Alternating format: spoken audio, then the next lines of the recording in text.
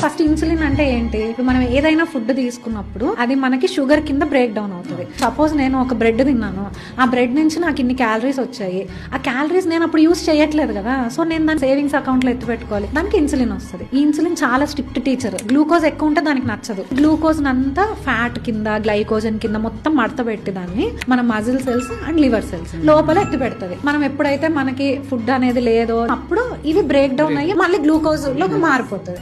So this is insulin. నేను లేసిన తర్వాత కాఫీ తాగుతా, ఇన్సులిన్ పని చేస్తా, బిస్కెట్ తింటా, టిఫిన్ తింటా, మ్యాగీ తింటా, ఎయ్యడమే తప్ప లోపలికి నేనేం ఖర్చు పెట్టట్లేదే దాన్ని. అది ఒక పాయింట్ ఆఫ్ టైమ్ లో నేను పని చెయ్యను అని చేతులు ఎత్తేస్తుంది.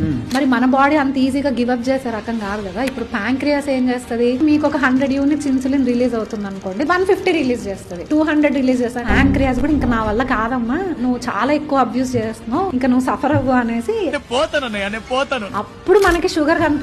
శివ, నీ బ్లడ్ లో షుగర్ పెరిగే రోజుకి 10 years ముందు నుంచే నీ బాడీ ఫైట్ చేస్తూనే ఉంది.